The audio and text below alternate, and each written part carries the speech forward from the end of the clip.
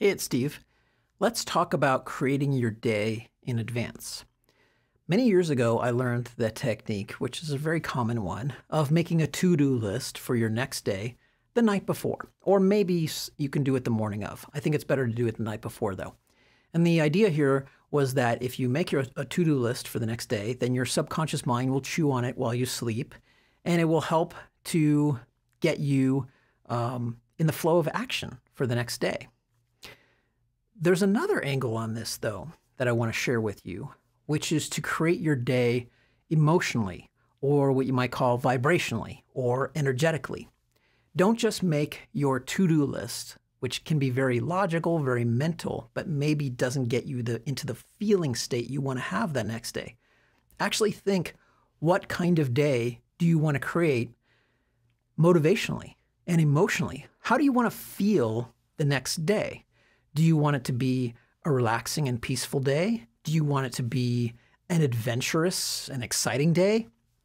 Do you want to have more of a plodding day where you catch up on small tasks and you're just sort of chill, flowing through the actions step by step, where you have a sense of calmness about you?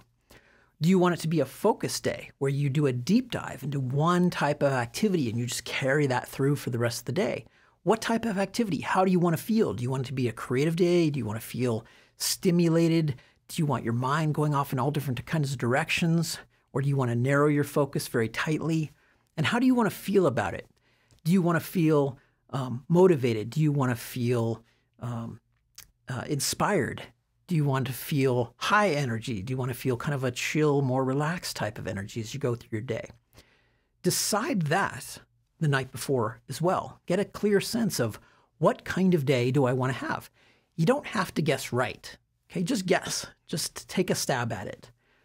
Now, when you do this, especially if you combine it with making up a bit of a to-do list, you may wake up with some ideas already flowing through your mind, but moreover, it can really help you get into the vibe of that particular day. In one sense, I would call this pre-acceptance. So you're trying to get aligned with the tasks you want to do the next day emotionally. Even if you have a day where you feel like, okay, this is a bunch of busy work and crap work, I've got to do some accounting, I've got to do a bunch of emails and so on. If you can emotionally try to make that something that you can accept, like, okay, I'm just going to listen to some music while I do it and just kind of get into a chill, relaxed state and try to be in the flow state as I go through this, put myself in a state of non-resistance.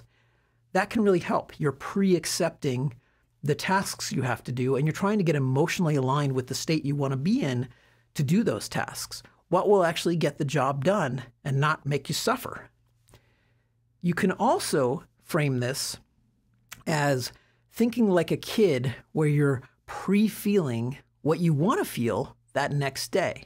So instead of just pre-accepting the tasks, now you're trying to pre-feel the emotions.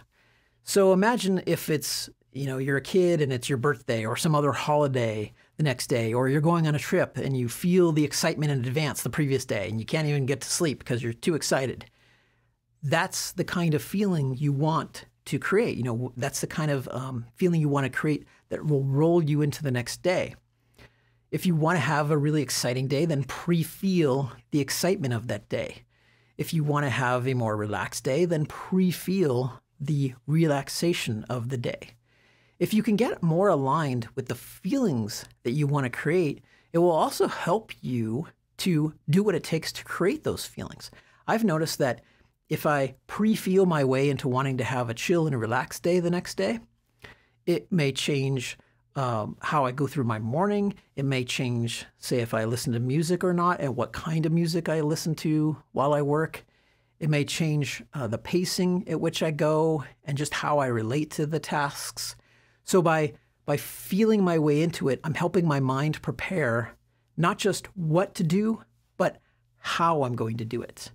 And that really helps to connect the dots between the intention for the action steps I want to go through, but also the emotional alignment with going through those action steps. So I'm not resisting it, so that when I have the action steps and I have the feelings together, figured out in advance, my mind can chew on that while I'm sleeping and connect the dots. So then I wake up the next day going, okay, I've got these tasks and I got this kind of emotional state or vibe I want to create. And it gives me the ideas and the energy levels and the motivation to be able to combine those two in a way that works, in a way that's effective, so I can flow through the tasks together. If you have a to-do list that feels like, okay, this is really boring, mundane work, but you try to combine it with an emotional state that just doesn't seem quite aligned for it, you'll notice that resistance the night before when you try to do it. You'll notice, well, that doesn't really fit. Like, how am I supposed to feel excited doing these kinds of tasks? So it's an invitation to play around with the combination of the tasks and the emotion. If you want to have a more exciting and more adventurous day, maybe change up the tasks so that they align with that. Increase the level of challenge, for instance.